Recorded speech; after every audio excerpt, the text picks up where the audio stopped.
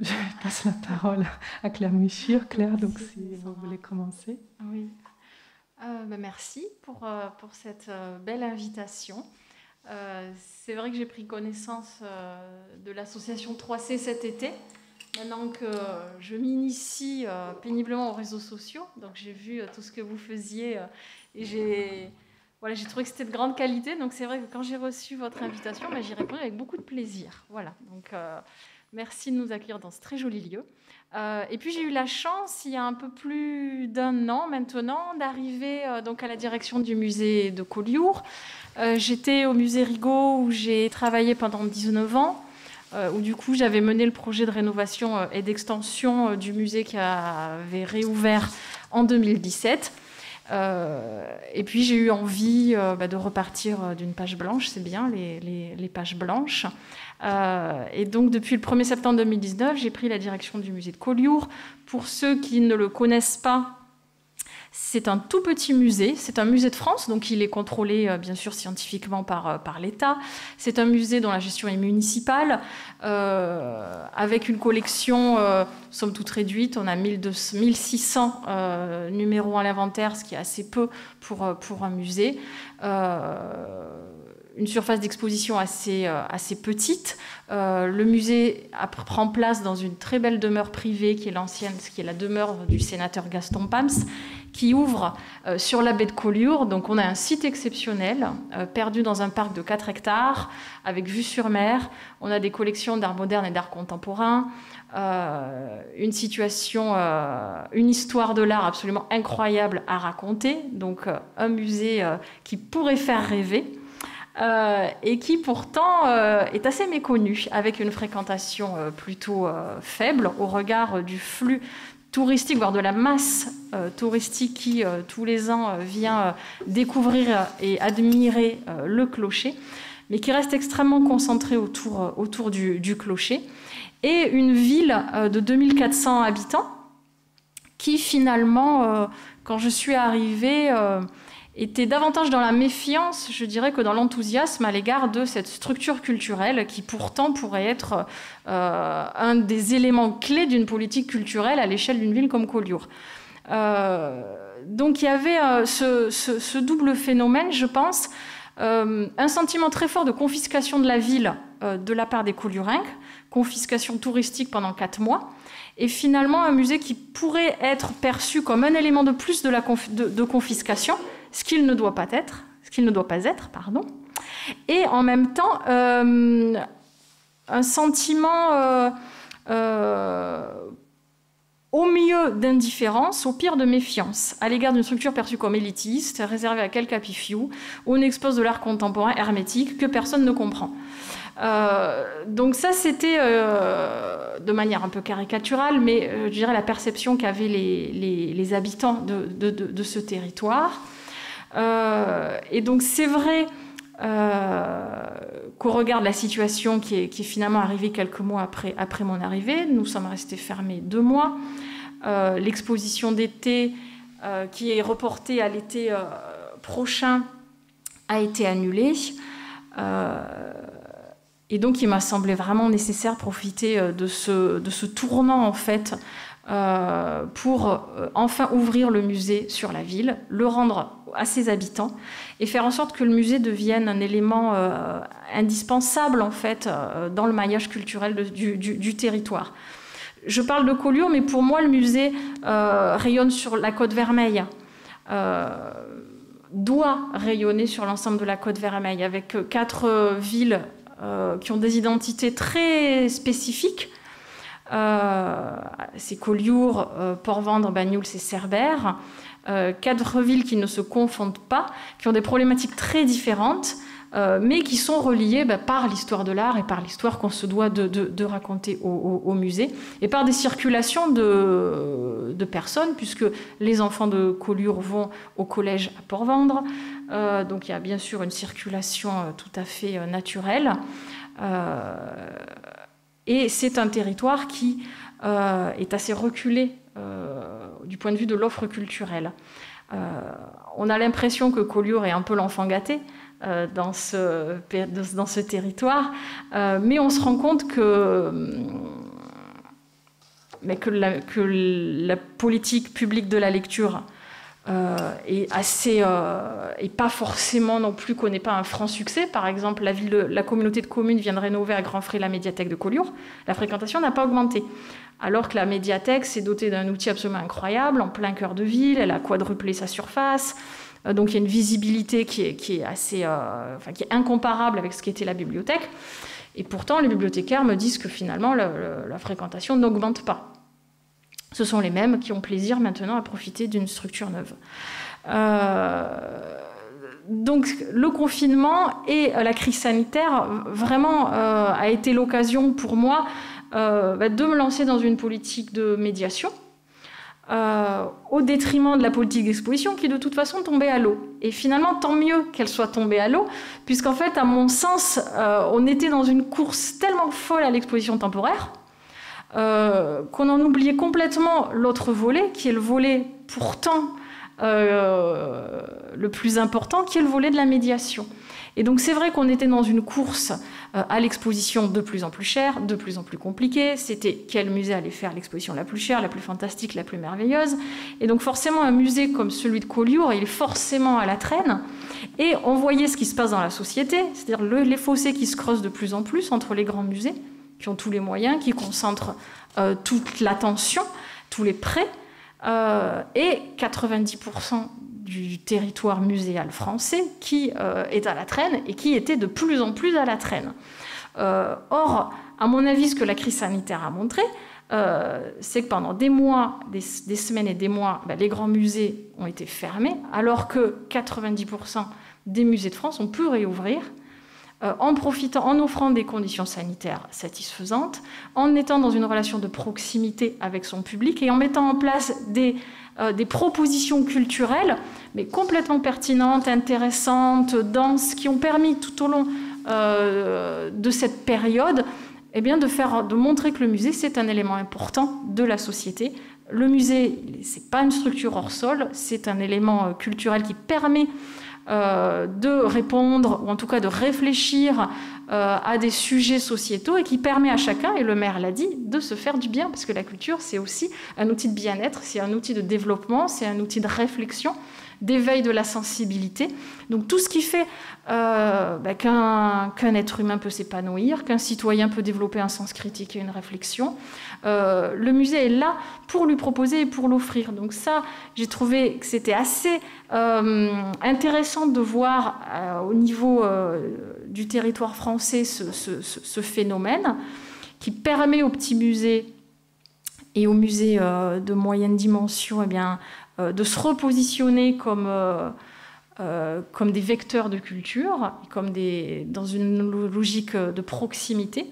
Et puis je trouve aussi que c'était intéressant de renouer des liens avec aussi un tissu artistique qui est dense,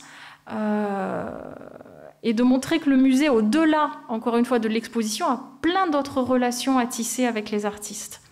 Et ça, je trouve que c'est vraiment un élément important parce que le musée doit soutenir la création artistique, mais le soutien ne passe pas que par l'organisation d'expositions parce que les carnets de balles, ils sont très vite pleins quand on parle exposition, avec 2 expositions par an, 3 maximum, donc vous voyez bien qu'on ne peut pas répondre, et on n'en a pas vocation d'ailleurs, le musée n'a pas vocation à exposer forcément la création de ce territoire, mais il est là pour la soutenir, et donc par le biais d'un soutien économique aussi, par le biais d'une mise en valeur du travail de transmission que ces artistes font, au travers de projets longs. On a essayé, alors ça c'est peut-être quelque chose qui a eu du mal à prendre, mais il faut peut-être enfoncer le clou, c'est-à-dire de travailler sur des projets à long terme et de sortir de... j'ai envie de dire de l'atelier de 2 heures, quoi, qui est le format classique dont on a du mal à sortir. Donc on a essayé de proposer des choses à la journée pour permettre une immersion un peu plus longue, pour que prendre le temps. Je crois qu'aussi le musée c'est un lieu où on prend le temps. Donc moi j'avais envie qu'au cours de ces ateliers, on se retrouve et on puisse prendre le temps d'aller dans une pratique, d'être dans cette curiosité-là. Je me suis rendu compte que là c'est pas forcément évident de la part des gens qui viennent pour profiter de ce programme-là. Et on a pu me dire, ah ben non, mais moi, toute une journée, j'ai plein d'autres choses à faire, j'ai pas envie. Donc, je pense que c'est dans l'éducation et tout simplement dans la continuité de cette action que les choses peuvent évoluer. Rome, c'est pas fait en un jour, hein, donc j'ai bien conscience que c'est un premier coup et qu'il faut maintenant le pérenniser.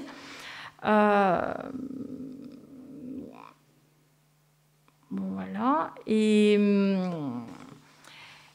donc, oui, voilà, donc ça me semblait important en termes de soutien à la création. Et puis, bien sûr, c'est aussi un outil pour tisser un réseau.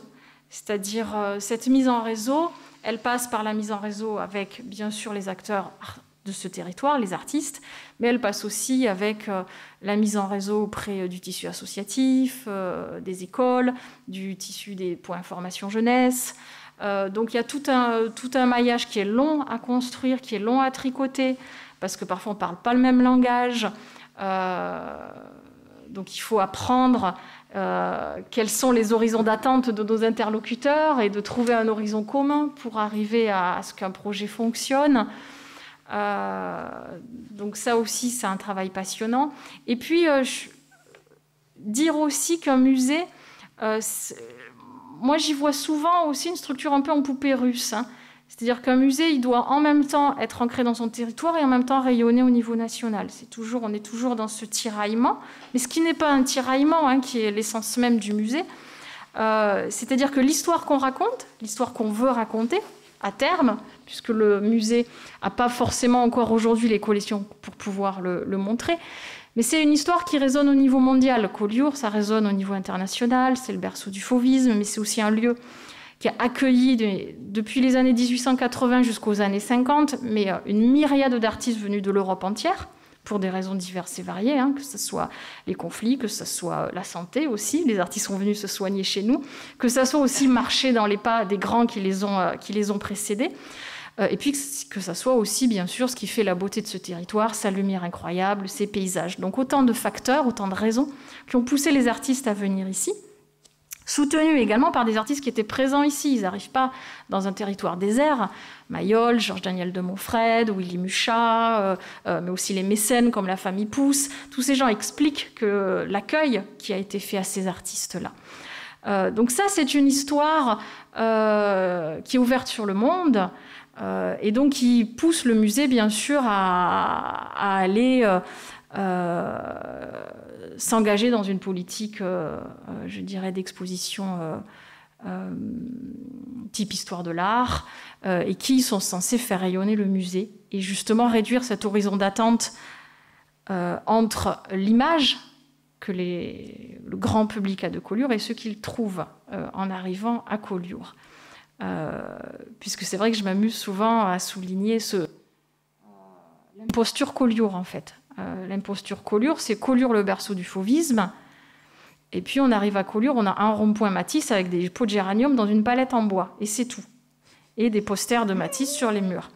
Donc cette imposture, c'est plus possible. Soit vous dites Collioure, c'est la capitale du Transat, mais Argelès, à mon avis, fait ça beaucoup mieux. Donc il y a cette question d'identité déjà à travailler qui est importante.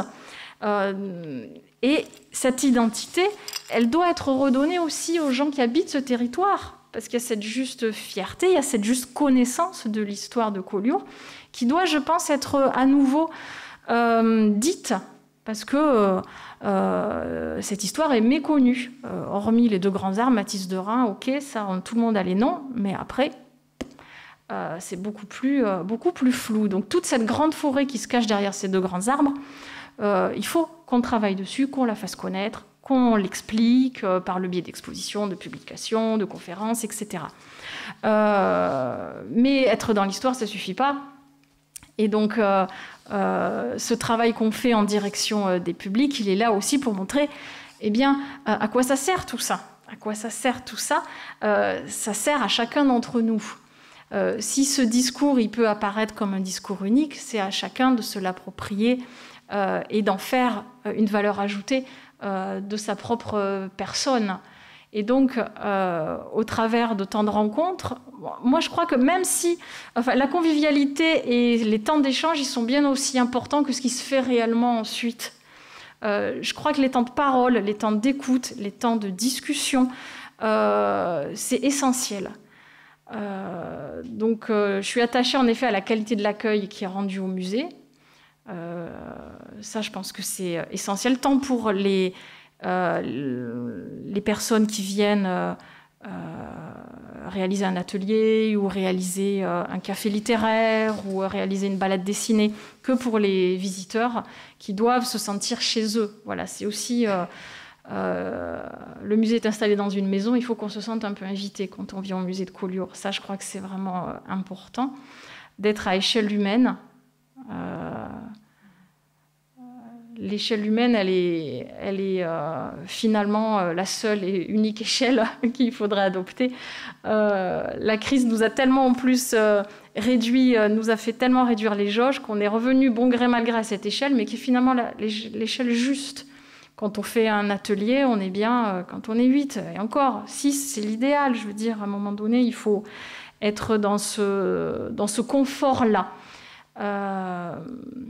Donc, accueil, confort, ça aussi c'est important, il faut que le lieu soit confortable. On subit tous une pression physique quotidienne, les gens vivent dans des endroits inconfortables. Donc prendre en compte cette notion-là, elle est importante, il faut que le lieu soit beau. Certes, ça passe par les collections, mais ça passe par la qualité des espaces, ça passe par la qualité du cadre que le musée offre.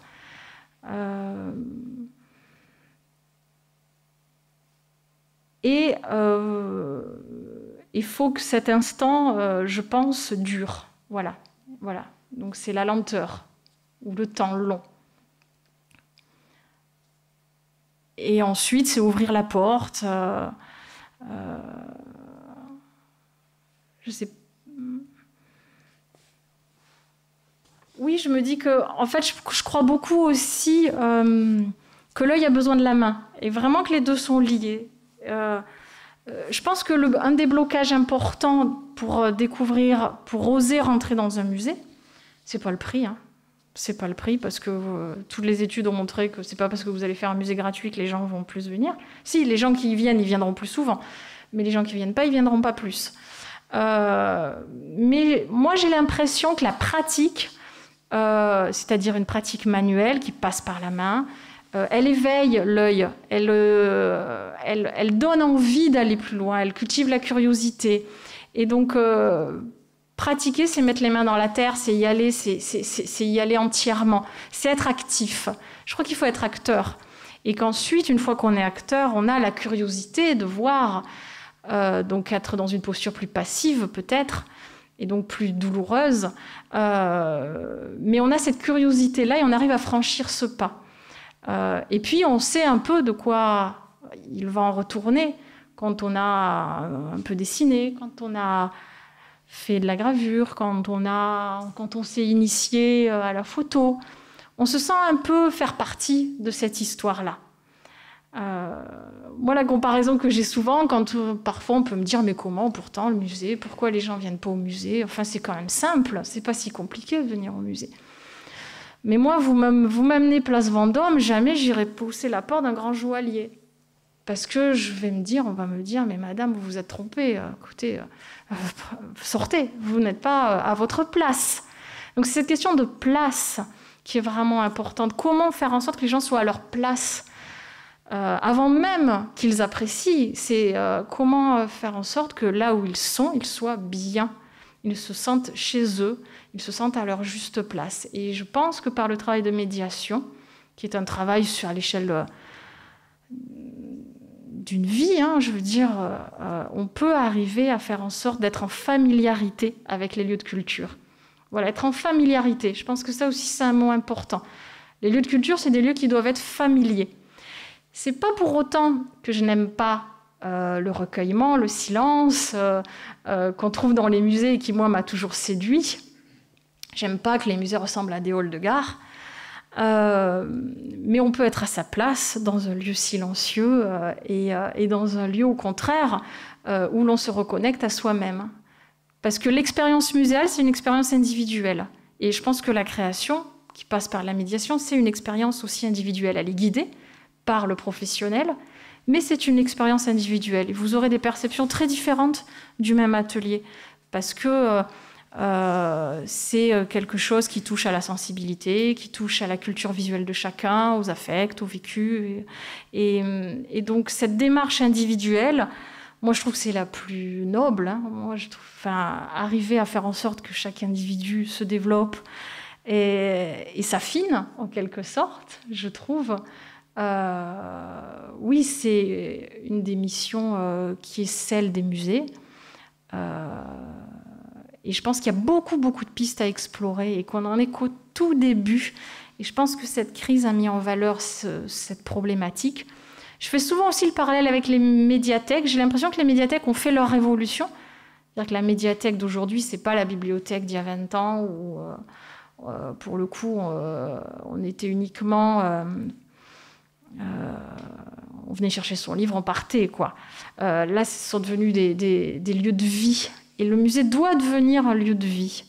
Moi, ça ne me choque pas que le musée s'ouvre à plein de pratiques, à plein de propositions, à partir du moment où on ne perd pas de vue nos missions, qui sont d'accompagner chacun de nos visiteurs vers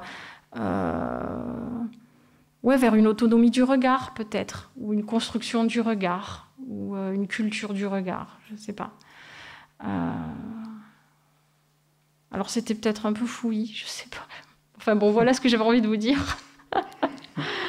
Vous dire aussi, en fait que pour le coup, pour parler de manière un peu plus pragmatique, quand on a monté ce programme cet été, c'était un peu un coup de poker parce qu'on s'est dit tout notre petit budget on va le mettre là-dedans, parce que le musée de Collioure c'est quand même pas un grand budget. Et que l'État a répondu présent et nous a soutenus. Donc je sais que Sylvie vient demain, mais c'est vrai que Sylvie Castel a fait un magnifique travail de soutien aux initiatives dans tout le département et ça c'est important aussi de le souligner, c'est-à-dire que les territoires ils ont aussi besoin de l'État pour faire ce travail-là. Donc on fait généralement rien tout seul, mais ça c'est assez vrai dans la vie quand même. Donc ça marche aussi dans ce domaine-là. Et remercier aussi les artistes. Tiffany est là, le collectif AGT.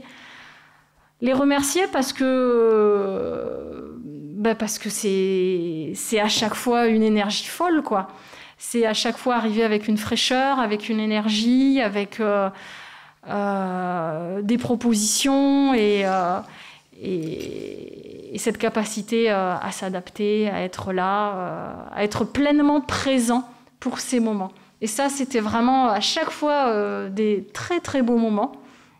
Et je dois dire on a commencé, mine de rien, à semer quelques petites graines, puisqu'il y a des Colliourains qui n'avaient jamais mis les pieds au musée, qui sont venus assister à une petite balade dessinée, à un atelier, et qui, j'ai l'impression qu'on leur a ouvert une porte et ils s'y sont engouffrés avec le plus grand des plaisirs. On a maintenant un petit groupe de gens convaincus et qui ont des mots très, très justes, qui nous ont dit « mais vous nous avez donné du temps en fait.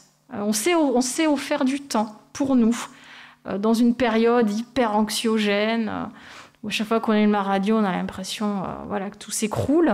C'est des bulles aussi. C'est pas pour autant que c'est être hors sol que proposer une bulle. On en a besoin, au contraire, et c'est cette bulle, je pense, qui renforce aussi, qui donne les moyens de lutter contre ces voix extrêmement puissantes qu'on entend autour de nous et qui... je trouve que c'est bien de faire entendre une autre voix, voilà, ou en tout cas de lui permettre d'émerger. Donc oui, c'est vrai que sans les plasticiens qui ont répondu présent, et ça c'était super, ça n'existe pas, voilà. Et donc, encore une fois, c'est un travail d'équipe et j'espère qu'on va arriver à travailler dans la continuité. C'est pour ça que des collectifs comme Agité ont tout leur sens, parce qu'il y a cette force aussi du collectif qui, je pense, joue pleinement. Parce que j'imagine qu'on est tous parfois isolés dans nos pratiques et dans nos problématiques, et que cette mise en commun aussi, elle permet de se sentir plus fort, de monter des actions sur le long terme. Voilà. Voilà. Je ne sais pas si... Bon, après, si vous avez des questions...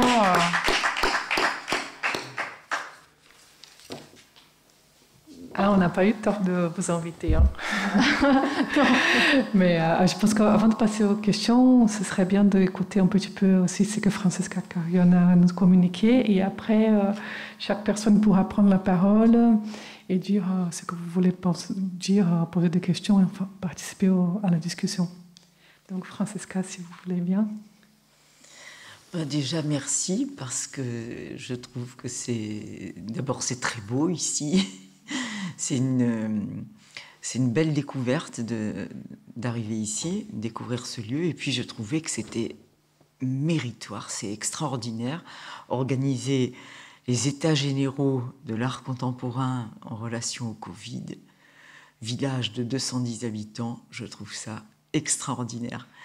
Mais c'est vrai, je trouve ça extraordinaire, même si on peut le voir sous l'angle de l'humour, hein, parce que ça rejoint ce que disait Claire à propos des grands musées, des grandes structures, et puis des petits lieux, ou des lieux peut-être un peu plus modestes, qui ont l'ambition, l'énergie d'organiser quelque chose en relation avec le public, adressé au public pour, comment dire, drainer une autre population que celle qui est tout le temps ciblée, quoi. Bon, tu parlais de Happy Few tout à l'heure, même sans parler de Happy Few, souvent, on arrive dans les expositions et c'est toujours les mêmes, quoi. On se retrouve. Et quand on arrive à élargir les publics, à pouvoir accrocher certaines personnes par l'échange. Je me souviens avoir fait un voyage à Florence il y a des années avec des amis qui ne connaissaient pas du tout, y compris la peinture traditionnelle. Là, il ne s'agissait même pas d'art contemporain. Et qui, après, sont devenus des passionnés de peinture, juste parce que tout d'un coup, on avait pris le temps de parler des œuvres qu'on voyait ensemble, de leur expliquer, pas forcément des choses qui sont...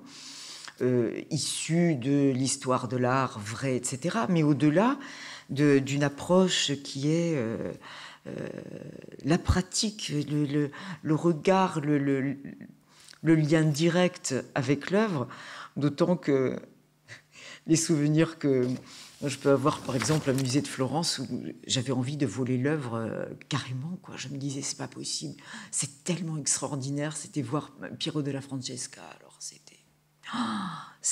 mais tombé à la renverse, parce que j'avais toujours vu, bon, ça remonte à loin, hein, quand même, les envies de vol m'ont passé instantanément, mais je veux dire, c'était tellement extraordinaire de voir une œuvre en vrai, c'est-à-dire de ne pas la voir juste avec des reproductions de façon livresque ou en carte postale, ou bon. Et ce rapport-là, direct à l'œuvre, c'est fantastique. Je trouve que c'est irremplaçable. Alors, irremplaçable, je ne sais pas, peut-être parce que je suis plasticienne moi-même, j'en sais rien. Mais c'est en même temps, alors ce qu'a appris ce confinement, et ça, c'est quelque chose que j'aimerais bien peut-être partager, échanger avec vous, c'est que le confinement, je m'en suis rendu compte, et du point de vue institutionnel et du point de vue personnel. Le point de vue institutionnel, c'est le fait que les musées étaient en obligation de repli. C'est-à-dire qu'ils ne pouvaient plus tout d'un coup accueillir le public. C'était fermé. Bon. Beaucoup de musées ont réagi en proposant des visites virtuelles, en proposant toutes sortes de formules. Je trouve que c'est... D'abord, c'est louable de faire ça, c'est-à-dire il y a quand même un accès à l'art. Et on a découvert des tas de choses comme ça, hein. avec des grandes structures qui ont permis de garder du lien, avec des structures plus modestes avec lesquelles on a gardé du lien. Moi, personnellement, ce que je trouvais d'extrêmement frustrant, c'est de ne pas avoir accès à la chair de la peinture, c'est-à-dire on retrouve le côté livresque, mais là en numérique, c'est-à-dire ce qui est notre formule contemporaine, c'est-à-dire qu'on se trouve à distance des œuvres, mais c'était formidable d'avoir ça plutôt que rien. Alors c'était ça, c'est bon du point de vue de la consommation du musée, de l'usage qu'on peut avoir du musée, qu'on soit public, qu'on soit artiste, qu'on soit bon, c'est vraiment l'usage qu'on peut en avoir. Et puis après, du point de vue personnel, c'est-à-dire en tant qu'artiste, bon, c'était un petit peu douloureux. Bon, même si je dois livrer quelque chose de personnel, j'ai pas vécu le confinement comme ont pu le vivre d'autres artistes, parce que il s'agissait pas pour moi juste d'une fermeture, enfin d'un blocage avec l'extérieur, où j'étais dans mon atelier, où je pouvais continuer à travailler, pas du tout. Pour des raisons médicales, enfin assez dramatiques d'ailleurs, parce que ma fille a eu une maladie qui a correspondu totalement, presque jour pour jour au confinement, c'est-à-dire 3 jours avant le confinement, on lui a trouvé une maladie gravissime, bon, qui a nécessité qu'elle soit soignée dans un centre à Marseille, là où elle habite d'ailleurs, enfin, mais c'est un centre, et c'était terrible parce que chez elle, moi je n'avais rien. On est parti précipitamment, il fallait que les chimios commencent tout de suite, très vite, très fort et tout, et ça a été une espèce de double confinement, parce que j'étais confinée hors de chez moi. J'étais confinée dans une situation où il y avait un danger absolu à attraper le moindre rhume, le moindre virus, Et puis ensuite, avec des obligations de sortie tous les jours pour l'amener à ses traitements. Enfin, bon, c'était assez terrible. Et il se trouvait que je n'avais strictement rien. J'avais ce que j'ai habituellement, c'est-à-dire un petit carnet de croquis, 3 crayons qui traînaient, puisque de toute façon, on ne devait pas rester.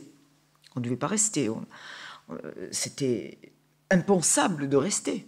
Bon, ça nous est tombé dessus comme ça. Donc j'ai pas eu le temps d'attraper quoi que ce soit pour travailler, quoi.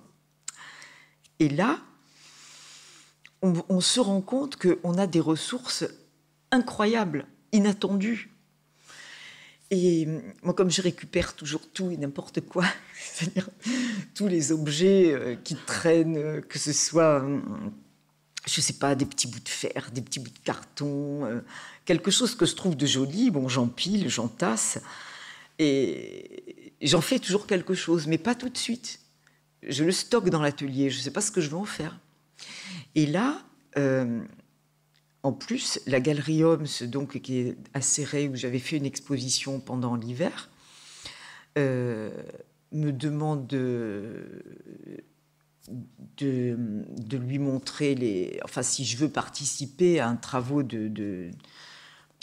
si je veux participer à une espèce de vision virtuelle, là aussi, du travail, comme faisaient les musées. Et je lui ai dit, mais je veux bien, mais j'ai rien. Et là, en fait, ça a enclenché une sorte de devoir, enfin d'obligation de me dire t'as rien, mais tu vas faire quand même quelque chose. Alors je vous ai amené là, mais c'est vraiment, vous allez voir, hein, c'est modeste, c'est des toutes petites choses, parce que j'ai travaillé en fait avec ce que j'avais, c'est-à-dire de l'éosine, du sparadrap, des masques des infirmiers qui venaient tous les jours. Alors les masques des infirmiers, c'était absolument magnifique. On aurait dit des éventails, parce qu'ils avaient des kits, et en fait ces kits où il y avait un masque, c'était tout blanc, tout plissé, tout petit. C'était vraiment... et c'est le masque de soins qu'ils mettaient. Alors, je ne sais pas si dans cela j'ai amené des extraits, hein, parce que c'était... Alors vous voyez, quand je vous dis que j'avais rien, j'avais vraiment rien. Hein. C'était du carton dans lequel on recevait les médicaments. Voilà, comme ça. Je ne sais pas si vous voyez quelque chose. Ça, c'était les petits masques donc de ces infirmiers. J'avais mon crayon. J'avais du crayon pour les yeux, du crayon colle. Ça, c'était du papier d'emballage et ça, c'était du mercurochrome. Et j'ai fait des petites choses comme ça. Donc, j'ai fait une série, il y en avait plein. Et j'en ai fait une quantité, voilà, avec des variations, avec des axes, avec des choses comme ça. Donc, on pouvait voir, voilà. Alors, oui, si vous voulez, voilà, c'était des choses modestes. J'en ai fait beaucoup. Et c'était en même temps Après, j'ai fait une sélection, bien sûr. Hein. Voilà. Alors, j'ai fait comme ça. J'ai travaillé sur l'idée des masques. Et vous savez qu'à ce moment-là, nous n'avions pas de masques. On n'en trouvait nulle part. Donc, moi, quand j'ai vu que la situation était si grave, immédiatement, j'ai fabriqué des masques et en voiture, je les ai cousus avec des morceaux de rideau, avec n'importe quoi, avec ce que je trouvais. Mais ce que j'avais vu, c'était dans des espèces de tutoriels ou même le truc un peu spontané qui vient, c'est qu'il fallait faire des plis. Je collectionne les éventails, par ailleurs. N'importe quel éventail, j'adore ça, je trouve ça magnifique. Même n'importe quoi, même les plats d'ailleurs. Hein.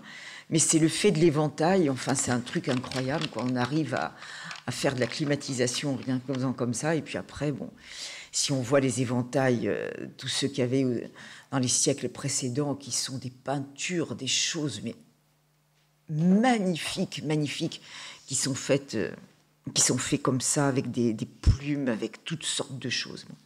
J'ai repris l'idée de l'éventail, que j'ai aplati après au fer à repasser, comme si j'avais une espèce de culpabilité avoir plissé le papier. Ça se voit toujours, hein, je peux le refaire, le plissage. Mais bon, j'ai fait des choses comme ça. Et puis, j'ai fait aussi des travaux que depuis, j'ai encadrés parce que la galerie Homme se voulait les voir de plus près. Donc, je lui en ai laissé, mais voilà. Donc, bon, toujours avec le crayon colle, avec des pansements, avec des petits morceaux que je trouvais qui étaient dans les boîtes qui arrivaient de médicaments. Il y avait des stocks, c'était horrible. Il y avait des stocks comme ça de médicaments. Donc, et j'ai fait des choses comme ça qui étaient liées en même temps à une espèce de peur que j'avais, évidemment, pour ma fille, terrible. Des cassures, des traits, quoi, voilà. Et après, je vais arriver à vous dire autre chose. Hein. C'est un peu bougé, ça. Mince. Bon, mais c'est pas grave. Je sais pas comment ça va finir. C'est comme ça. Voilà. Et ça, c'est un petit montage que j'ai fait. C'était Pâques. On est resté 2 mois là-bas. Hein. Et des amis lui ont envoyé des chocolats. Et dans la boîte de chocolat, j'ai trouvé qu'il y avait un fond qui était... Parce que c'était des trucs rigolos, c'était des copains qui lui avaient envoyé un œuf avec un canard et tout ça. Bon. Donc j'ai gardé le support de l'œuf. L'œuf, il était là, en fait. Hein. Donc j'ai gardé le support de l'œuf avec un petit bout de la boîte. Et puis comme on avait mangé du crabe, enfin un tourteau, j'ai gardé les pinces. Et le crabe, ça allait malheureusement avec la maladie, donc... j'ai fait cette chose comme ça. Bon. Alors, pour parler de... Enfin, disons que pour évoquer des choses plus... on va dire, plus liées au général et pas liées à la singularité que j'ai vécue dans ce confinement, ça tient pas très bien, ce truc. Hein. Il s'est décollé, je crois. En fait, je crois que le confinement, ça a montré plusieurs choses. Déjà, de quoi sont capables les différents lieux, les galeries, les musées, enfin tout ce qui montre l'art, tout ce qui est la vitrine de l'art. Et puis, du point de vue plus individuel, c'est-à-dire du point de vue artistique, j'ai noté chez les artistes qui vivaient leur situation, on va dire, normale, en tout cas plus normale que celle que je pouvais vivre, ils avaient produit dans leur atelier, donc en milieu clos. Je crois que c'est pas plus clos que ce qu'on est d'habitude. On est dans notre atelier, mais avec une arrière-pensée, et ça, j'ai trouvé ça très nouveau. Enfin, c'est une interprétation que je fais, peut-être je peux me tromper, hein, je ne sais pas. J'en ai parlé avec personne de ça, parce que c'était un peu cuisant pour moi. Mais ils ont réalisé une forme de provision, je ne sais pas comment expliquer, de provision d'œuvres. Parce que plein d'artistes mettent sur Internet... Bon, moi, je ne mets rien sur Internet. J'ai une trouillasse pas possible d'Internet. J'ai l'impression que chaque fois, peut-être j'y viendrai, hein, j'ai un site que je nourris pas. Enfin, là, je suis une cata, vraiment, il faut que je me corrige de ça. Mais ce que je veux dire, c'est que ceux qui manipulent bien Internet et qui ont parfaitement raison de le faire, ils le font bien, ils ont presque, on va dire presque tous, dans une grande majorité en tout cas, montré, fait passer sur Internet, que ce soit Facebook, Instagram et tout ça, leurs travaux de confinement. Et alors là, j'ai trouvé ça extraordinaire. J'ai dit, mais est-ce que, en temps normal, quand on est dans la vie sans le Covid, sans cette chose terrible là, qui nous arrive aussi, au bout de 3 mois, il ne vient à l'idée de personne, enfin d'aucun artiste, de faire le bilan et de dire, voilà, le bilan de mes 3 mois de travail récents. Soit c'est tous les jours, on met un petit peu quelque chose, soit c'est en vue d'une exposition, ou c'est parce qu'on fait une exposition qu'on met un petit peu de documentation dans l'info. Mais là, ça a donné lieu à des attitudes qui étaient comme des bilans chaque fois. Je montre le bilan de ma provision.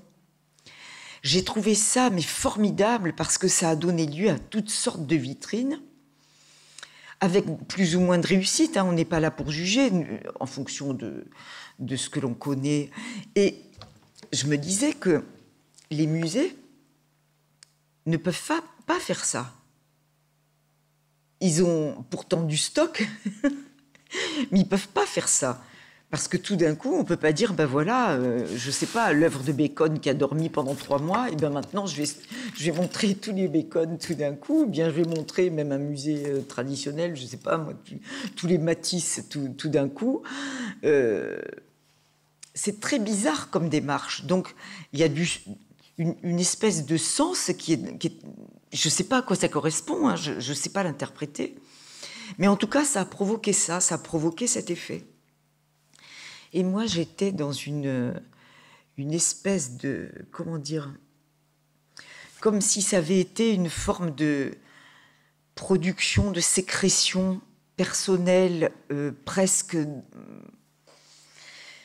je ne sais pas comment dire, presque honteuse, quoi, parce que je n'avais pas à disposition les matériaux habituels, les supports habituels. Bon, moi, je varie beaucoup les supports. Hein. J'adore découvrir des supports industriels, les choses comme ça. J'aime beaucoup changer de support. Ça apporte chaque fois quelque chose de différent. Enfin, j'aime bien faire ça. Et là, c'est comme si j'avais été honteuse de ne pas avoir mes matériaux et tout ce que je pouvais faire habituellement. Donc, je n'ai rien mis sur Internet jusqu'au jour où la galerie m'a demandé de l'envoyer. Et je lui ai dit, moi, je suis incapable de l'envoyer comme ça. Il fallait que je raconte l'histoire. Et en fait, j'ai raconté, je ne sais pas d'ailleurs, j'ai même pas eu la curiosité d'aller voir comment c'était sur leur site, mais j'ai raconté de A à Z comment j'avais procédé dans cet appartement. Je prenais des photos de détails. Il y avait une espèce de poncho rayé, là où je ne sais pas comment, une couverture comme ça, un peu mexicaine. Il y avait un petit morceau que j'avais trouvé vraiment intéressant à un moment, parce qu'il y avait en même temps ma chaussure, j'étais à côté, hein, J'étais à côté de ce canapé où il y avait le poncho. Il y avait ma chaussure qui dépassait, puis j'avais un pyjama qui était à carreaux rouges, enfin, une espèce d'écossais très... Et ça allait, ça faisait une espèce de détail comme ça. Et j'avais commencé comme ça, mais sans savoir que je ferais quelque chose pour la galerie. Donc, avec le téléphone portable, j'ai rassemblé à peu près tous ces repères et je faisais un lien avec le peu de choses dont je disposais. Puis c'est là où j'ai commencé à raconter une histoire. Et je faisais des footings, enfin j'ai pas fait des footings, j'ai pas pu sortir dans Marseille, c'était une horreur parce que personne n'avait de masque, c'était effrayant, personne ne respectait, donc je prenais la voie de bus à contresens. Et donc là, il y avait plein de choses qui se passaient parce que on voyait il y avait des espèces de bouts de plastique très bizarres, tous les 10 mètres. J'ai jamais su à quoi ça correspondait. Est-ce que c'était des trucs de pizza, ou de nourriture rapide, là, de fast-food, je sais pas. Il y en avait tous les 10 mètres. Bon, en tout cas, je voyais ça, j'en ai photographié. Je photographiais des bordures de trottoir, des choses comme ça. Et je me suis photographiée, moi, où j'étais comme un cosmonaute, quoi. Je mettais une cagoule, il faisait frais encore au mois de mars, mais je mettais une cagoule, j'avais un masque plus un truc en plastique, là, une visière en plastique, des gants en plastique, plus ma tenue. J'étais totalement couverte et je partais comme un fantôme. Je me suis fait d'ailleurs invectiver par une femme qui était dans un immeuble en face, là. Je ne sais plus ce qu'elle m'a dit, mais elle m'a dit un truc qui était assez violent, quoi. Parce que j'avais le masque, il était noir, c'était un masque en tissu que je m'étais fabriqué, plus la visière, enfin bon. Et tout ce montage, je me faisais un petit montage et je marquais des choses comme ça. Et puis je voulais faire un registre de ça, un petit carnet. Et puis en fait, le fait que la galerie m'ait demandé de répondre à la demande, je lui ai envoyé toutes les photos dans l'ordre en lui demandant s'il te plaît, est-ce que tu peux respecter ça et tout. Il y avait du texte. Je ne sais pas du tout si ça a été fait, mais moi, ce qu'il y a de sûr, c'est que ça a fait exploser ma continuité. La continuité, elle a existé que dans le téléphone.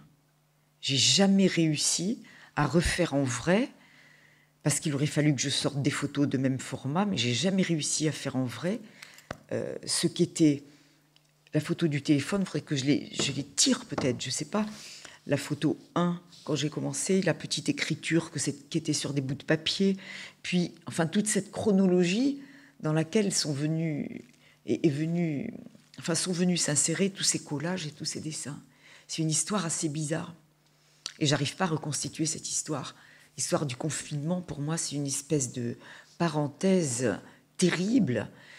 Et du coup, quand je suis arrivée à Saleil, donc à la maison où j'ai mon atelier, eh bien, je me suis remise immédiatement à travailler sur les toiles, comme une espèce de libération, de normalité que je pouvais retrouver. C'était une normalité du geste, une normalité de support, de pigments, de pinceaux, tout ça, enfin, tout ce qui était la logique habituelle pour faire ce que j'ai à faire. J'ai fini quelques éléments de Butor là, pour l'exposition qu'on n'a pas eu le bonheur d'aboutir ensemble, hein, mais voilà. Je devais faire une exposition dans le musée avant que Claire ne parte, mais bon, avec le confinement, tout ça, ça a été très compliqué. Bon, j'ai renoncé à la faire, en fait. Elle devait se faire au mois de novembre, maintenant. Et voilà. Donc, en fait, je trouvais que, du point de vue des procédés, si on peut parler de ça, enfin, des éléments de création, des éléments qui consistent à montrer notre travail. Moi, je sais que je ne fais pas souvent, même rarement, la démarche d'aller montrer mon travail. C'est plutôt des contacts qui m'arrivent, ou des contacts par ricochet, tout ça. J'ai toujours une certaine timidité, peut-être. Je ne sais pas, j'ai un peu de mal avec ça. Ça a changé beaucoup de choses. Beaucoup de choses. L'enfermement a été bon, comme je disais, un double enfermement, mais en même temps, je me suis rendu compte qu'il y avait des effets aussi sur le plan social, alors que, enfin, ou sociologique. Et je me suis rendu compte que la liberté de l'artiste dont on parle tout le temps, la liberté de tout ce qu'on fait dans l'atelier, tout ce qu'on s'accorde hein, comme liberté totale, et bien finalement, en fait, on travaille toujours sous contrainte. C'est pas tant, on n'est pas si libre que ça. On travaille toujours sous contrainte, même quand on est dans l'atelier, parce que, et c'est une contrainte consentie, hein, mais une contrainte quand même. Ça veut dire qu'on n'est pas là à faire n'importe quoi du matin au soir. Ce n'est pas vrai du tout. On a des références d'histoire de l'art, on a des gestes, on a une histoire qui nous construit, qui nous amène à faire certaines choses plutôt qu'autre chose. Et moi, je sais que, par exemple, dans mon travail, je fais tout le temps le dessin en dernier. Dans la peinture traditionnelle, le dessin est le réceptacle de la couleur. Si vous regardez, par exemple, enfin, qui pour moi, Ingres est un exemple extraordinaire parce qu'il avait un trait si fin, si léger, qu'il était impensable qu'il n'y ait pas de dessin pour recevoir la peinture. Et puis quand on voit Matisse, c'est encore autre chose, il y a une très grande liberté, il a coupé, lui, dans la couleur. Et depuis des années maintenant, j'ai structuré la couleur ou le peu de couleur que j'utilise par le dessin, c'est-à-dire pour moi, le dessin vient en dernier. C'est ce que je mets en dernier et je structure je donne une espèce d'architecture ou d'ossature aux couleurs que je pose sur la toile en dernier. Et en général, c'est du fusain. Et là, on se rend compte aussi que ce sont des contraintes qu'on s'impose. On ne sait pas forcément pourquoi. Soit c'est parce qu'on s'est posé des questions, soit parce que c'est arrivé comme ça dans le décours du travail. Mais ce sont des contraintes réelles parce qu'on ne sait pas, on ne peut pas faire autrement. Et quand on essaie de faire autrement, déjà que la toile gouverne tout le temps, eh bien, c'est les risques qu'on prend, on peut se casser la figure. Voilà. Mais on se rend compte aussi qu'il y a une certaine logique. Voilà. Bon, ce matin, je faisais une intervention au musée. Bon, c'était dans le cadre de l'exposition L'Esprit du lieu.